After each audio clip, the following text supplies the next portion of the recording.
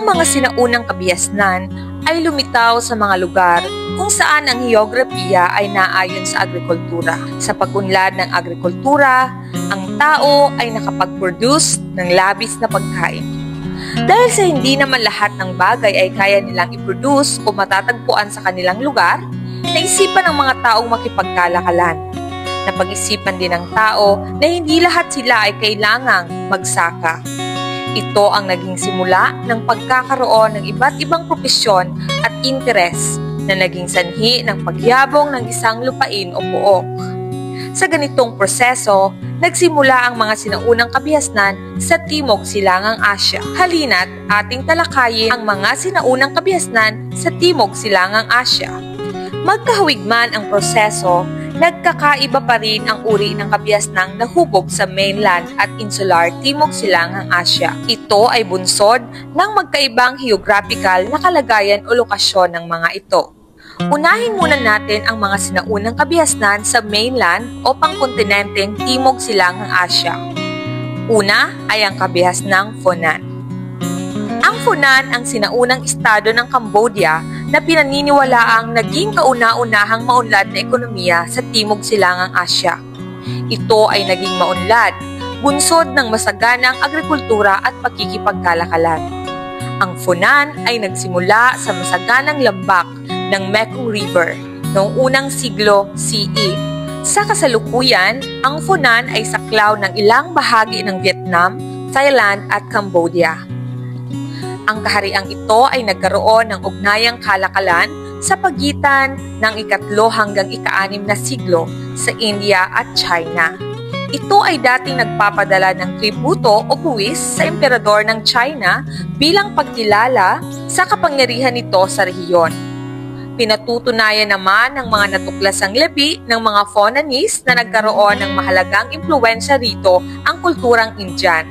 Dahil dito, ang Funan ang kinikilalang kauna-unahang kaharian sa Timog Silangang Asya na naimpluwensyahan ng Hinduism. Ito ang naglatag ng pundasyon sa paglaganap ng Hinduism sa rehiyon. Tumungo tayo sa Ok Eyo. Ito ang kilalang daungan at kung minsan ay kabisera ng Funan. Ito ay matatagpuan malapit sa Isthmus of Kura, Malaysia, kung saan pinaniniwalaang naganap ang kalakalan sa pagitan ng mga Chinese at Indian at mga Funanese. Ayon sa salaysay, ito ay nalinang bilang daungang pangkalakalan sa gulpo ng Thailand at naging sentrong pamilihan ng mga mangangalakal sa rehiyon. Tinatayang ang Funan ay nakapaglinang ng makapangyarihang hukbong katihan at hukbong dagat at sinubukang makontrol ang kalakalan sa palibot ng gulpo ng Thailand kasama ang daungang transpeninsular na ruta ng kalakalan sa Malay at Peninsula. Ang pagtatagumpay ng mga Funanese sa pangangasiwa ng yamang tubig ay patunay ng kanilang kadalubhasaan sa hydraulic engineering. O ito ang pag-aaral kung saan ang isang tao ay nag-aaral sa pagkontrol ng tubig. Bigas ang pangunahing produkto ng mga magsasaka ng Funan na kanilang ibinibenta sa mga mangangalakal na Indian at Chinese. Dahil dito guys, ang karamihan ng mga tao sa Funan ay mga magsasaka, mangangalakal, mangingisda at artisanong tagagawa ng mga sasakyang pandagat na gamit ng mga mangangalakal. Pag sinabi nating artisano guys, ito yung mga taong dalubhasa o bihasa sa paggawa ng mga kagamitan. So sa kaso ng Funanese, sila ay mga dalubhasa sa paggawa ng sasakyang pandagat. Ang kaharian ng Funan ay pinamumunuan ng isang organisadong pamahalaan. Patunay nito ang natuklasang sistemang kanal na nagdurugtong sa bawat gusali at pamamahay sa lupain. Sanskrit naman ang uri ng pagsulat na natagpo ang gamit ng mga Funanese sa pagsulat ng literatura. Ang pag-unlad ng Funan ay tanda ng paglinang ng estrukturang panlipunan at sentralisadong estado sa Timog Silangang Asya. Ang modelo ng pamamahala nito ay nagbigay daan sa pag-usbong ng mga sumunod na imperyo sa Timog Silangang Asya. Subalit, noong ika-7 siglo CE, nagsimulang humina ang Funan. Ito ay sa kadahilanang natuklasan na ng mga mangangalakal ang iba pang ruta at hanggang sa ito ay sakupin ng estado ng Qianla. Ang kaharian ng Qianla ang naging makapangyarihang dinastiya. Simula noon, ang kaharian ng Qianla ang naging makapangyarihang dinastiya na naging tagapamahala ng Cambodia, Laos at Vietnam at mula ika-6 hanggang ika-8 siglo CE. Ang pangalawang kabiasnang ating tatalakayin ay ang kabiasnang Angkor o Khmer. Ang Imperyong Khmer o Angkor ang dating pinakamakapangyarihang kaharian sa kalakhang lupain ng Timog Silangang Asya noong ika-9 na siglo.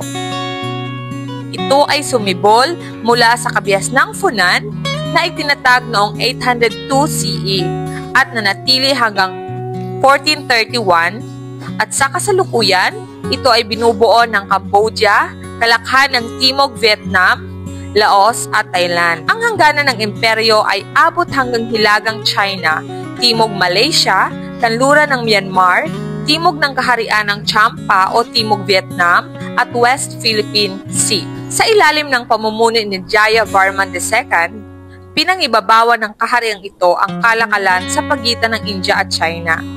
Sinakop ni Jayavarman II ang mga kalapit na kaharian at ginawa itong bahagi ng kanyang imperyo.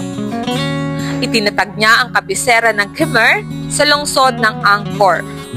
Natamo ng Imperyong Khmer ang tugatog ng kapangyarihan noong panahon ng Angkor sa ilalim ng pamumuno ni Jayavarman VII. Naging masagana rin ang panahong ito dulot ng pinagbuting irigasyon at iba pang daan ng tubig na nagpasigla sa ani ng mga lupain. Ang sakahang dati ay napag-aanihan ng minsan lamang sa isang taon ay nagawa ng paraan ng mga Khmer na naanihan ng 3 hanggang 4 na beses sa isang taon. Bunsod sa masaganang ani, ang mga Khmer ay nakapagtatag ng matibay na ugnayang kalakalan sa maraming bahagi ng Timog Silangang Asya. Ang kalakal ng bigas, isda, panahog, tela at iba pang produkto ang nagdala ng yaman at kasaganahan sa kabiasnan. Ito ang nag-udyok sa mga Khmer na mamumunan sa mga proyektong infrastruktura. Ang mga Khmer ay kilalang magagaling na tagapagtayo ng mga templo, naglalakihang imbakan ng tubig, mga kanal at malalawak na kalsada. Ang pamamaraan ng pagpaplano, pagdedesenyo at pagtatayo ng mga gusali at iba pang uri ng istruktura ay pinatutunayan ng kanilang mga templo at iba pang likhang sining na nakaimpluwensya sa kalawakan ng rehiyon.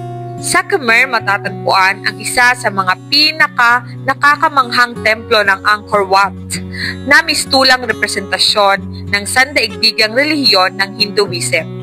Ito ang ipinalalagay na pinakamalaking gusaling panrelihiyon na may sukat na 200 ektarya.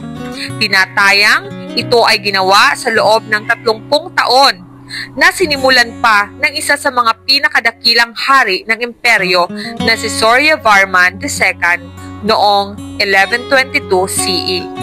Ang Khmer ay nahahati sa 23 lalawigan na pinangangasiwaan ng mga opisyal hanggang sa pinakamababang antas ng pamayanan kung saan isinasagawa ang sensus taon-taon. Ang mga sumunod na hari ng imperyo ay hindi naging makapangyarihan tulad ni Jayavarman VII at noong 1430, ang imperyo ay bumagsak bunga ng hindi napigilang rebelyon mula sa mga kahariang kanilang sinakop. Ang pangatlong kabihasnan ay ang kabihasnang Pagan. Ang kahariang Pagan o dinastiyang Bagan ang kauna-unahang kahariang Burmese na nag-isa sa rehiyon at kinikilalang naglatag ng pundasyon ng kasalukuyang kabihasnan ng Myanmar. Ito rin ang kinikilalang nagpalaganap ng wika at kultura ng pangkat etnikong Bamar at pananalig na Theravada Buddhism sa hilagang Myanmar. Ang kahariang Pagan ay nagsimula bilang isang maliit na pamayanan sa Pagan na Bagan, malapit sa Irrawaddy River. Sa loob ng 200 taon, naisama nito sa kaharian ang mga rehiyon sa paligid nito hanggang noong 1050 at 1060s nang ilatag ni Anaratha ang Imperyong Pagan.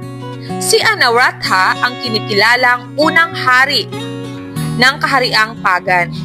Kagad niyang tinanggap ang Buddhism bilang pangunahing pananalig sa kanyang kaharian at ipinasalin ang mga banal na kasulatang Buddhist sa wikang Burmese.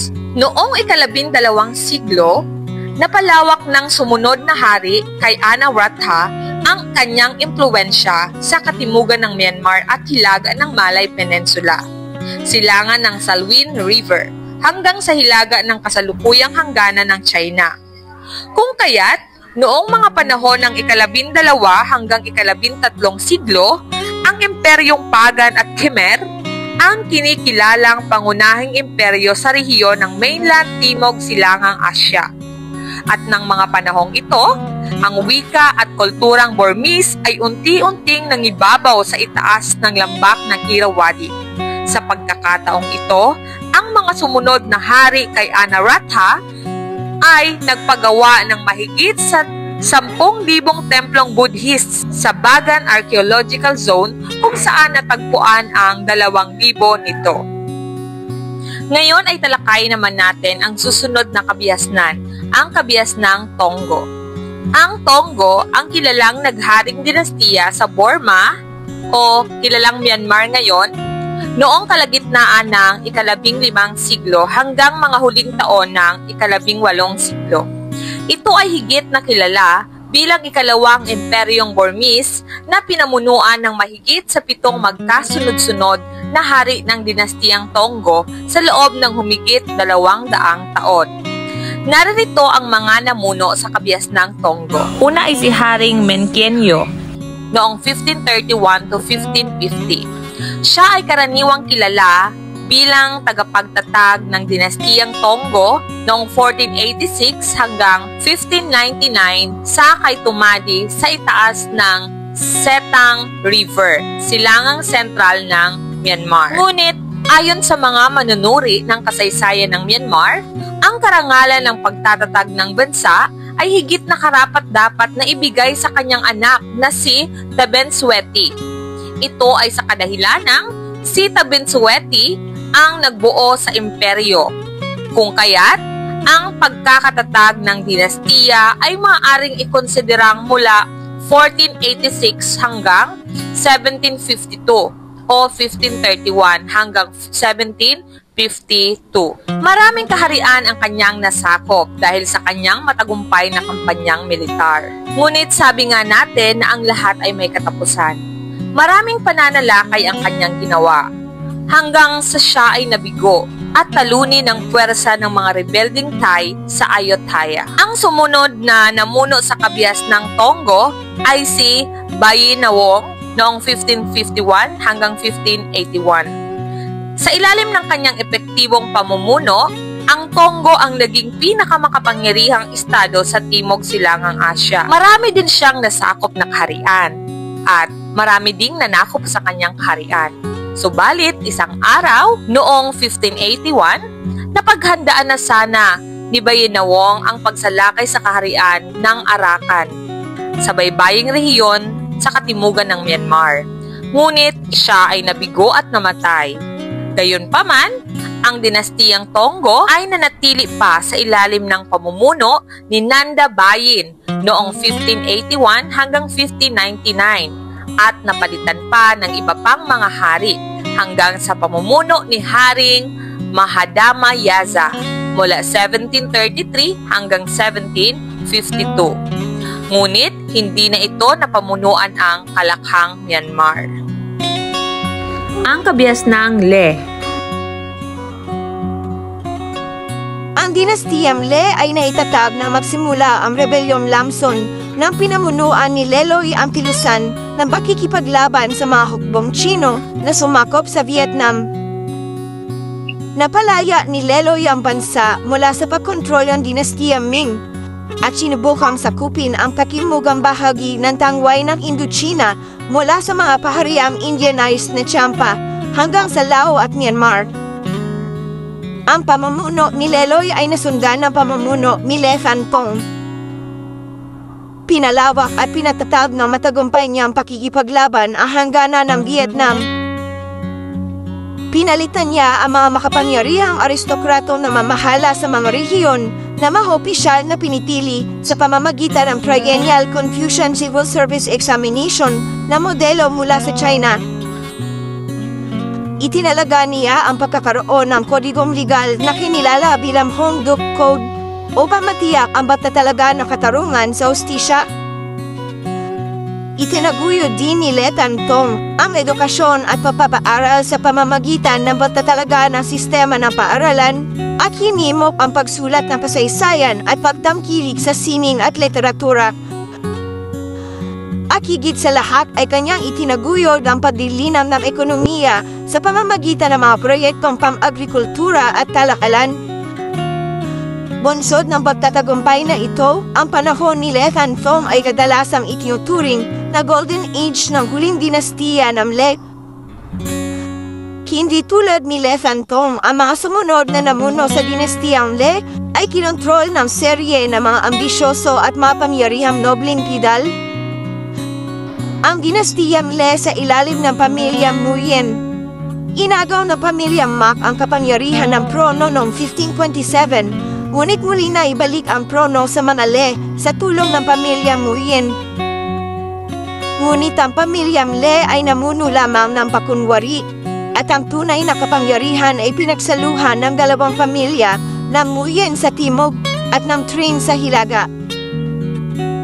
Noong 1630, ang pagkakahating ito ay lumala sa pagitan ng dalawang pamilya hanggang sa itayo ng mga Nguyen ang pader sa Kalakhang kapatagan ng Donghai patungo sa kagubatan hanggang sa matapan ang hilaga hanggang ika-18 siglo. Noong 1771 ay naganap ang pag-aalsa ng mga magsasaka sa lupain sa pamumuno ng magkapatid na Tyson. Ang pag-aalsang ito ay lumaganap sa kalakhan ng bansa na natapos sa pamumuno ng pamilyang Trinh, Nguyen at puppet na dinastiyang Le. Ang mga miyembro ng pamilyang Nguyen ay nakakuha ng suporta sa mga prinses at muling pinag-isa ang bansa sa ilalim ng dinastiyang Nguyen. Ang kabias ng Ayutthaya. Ang Ayutthaya ay matatagpuan sa masaganang kapatagan ng Chao Phraya River sa Thailand. Sa panahong ito ay pinatibay na mamatay ang kanilang posisyon bilang pinakamakapangyarihang kaharian hindi lamang sa Thailand kundi sa Kalakham rehiyon na mainland Timog Silangang Asya. Siam ang tawag ng kanilang mga kalapit na bansa sa Ayutthaya. Kaya't ang mamatay ng Ayutthaya ay tinawag naman na mga Siamese. Pinamunuan ni Boromara Chakirap I ng Ayutthaya at hinamon ang kapangyarihan ng Sukhothai. At noong 1438, ang Sukhothai ay naging lalawigan ng Ayutthaya. Noong 1431 ay nagtagumpay naman ang hari na mga Thai na itulak pa urong ang mga Khmer at nagawang makuha ang kabisera nitong Angkor. Sa pagkakataong ito ay dinala nila ang maraming Khmer bilang mga bihag sa Ayutthaya. Sa mga Khmer, nakuha ng mga haring Ayutthaya ang ideya ng Hinduismo, asama ang konseptong Devaraja o paniniwalang ang hari ay God King o natatadlay na mala-Diyos na kapangyarihan. Ipinapalagay ng konseptong Devaraja na ang hari ay katangi-tangi at kahamahanga at itinuturing na buhay na Diyos sa daigdig. Dahil sa konseptong ito, ang hari ay nagkaroon ng kapangyarihan sa buhay at kamatayan ng lahat ng mamamayan nito. Ang hipunan sa ilalim ng kabias ng Ayutthaya ay nakatakda sa formal na sistemang hierarkiya na kung tawagin ay sakdi, na binubuo ng mga tagapagmana ng trono, mahanoble na pinagmula ng mga opisyal ng pamahalaan, freemen o pangkaraniwang mamamayan at mahaalipin. Bagamat nakaranggo batay sa hierarkiya, ang mga freemen ay obligado magtrabaho sa mga sakahan ng mga noble o lokal na kinatawan ng hari sa loob ng 6 na buwan at magkaloob ng serbisyong militar anumang oras sila kailanganin ng hari. Sa panahon ng Ayutthaya, lumaganap ang Theravada Buddhism kasabay ng Brahmanism sa Siam. Ang mga monatikong templong Buddhist ay naging sentro ng buhay pampamayanan sa Kabiasnan. Ito ang nataloob ng edukasyon sa mga kabatang kalalakihan na nagsilbing daanggin sa pagtaas nila ng kalagayan sa lipunan. Noong ika-17 siglo, ang Ayutthaya ay sinasabing isa sa kinikilalang pinakamakapangyarihang lungsod sa daigdig. Bagamat bahagyang nakapaloob ang ilang bahagi ng lupain, ay naging madali para sa mga sasakyang pangkalakalan ang pagdayo sa pamamagitan ng Chao Phraya River. Sa panahong ito, nagsimulang dumayo ang mga Europeo sa Siam. Ito ay narating ng mga Portuguese noong 1511 matapos nito masakop ang Malaya sa Malay Peninsula. Nasundan ang mga Portuguese na mga mangangalakal at misyonerong Dutch, British, Spanish at French na pinayagan ng mga hari ng Ayutthaya na ipamaral ang kanilang relihiyon sa lupain.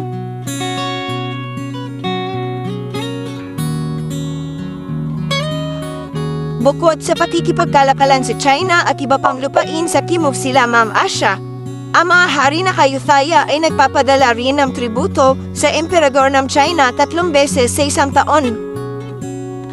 Nakapagpadala rin sila ng misyon Buddhist sa Sri Lanka at ng serye ng sugo sa Versailles sa France. Sa sobrang sigasig ng mga prinses na mapagbago ang pananalig ng mga Buddhist sa Kristyanismo, ay ipinatalsig ng mga Ayutthayan mula sa Siam ang mga dayuhan at isinara ang Ayutthaya sa mga dayuhang Kanguranin sa loob ng 150 taon. Ang Ayutthaya ang kinikilalang nagpasimula ng modernong Thailand. Marami sa kasalukuyang aspekto ng kultura, paraan ng pamamahala, sining at arkitektura ang nagugat sa panahon ng Ayutthaya. Ang Ayutthaya ay bumagsak noong 1767 matapos ang digmaang Burmese-Siamese.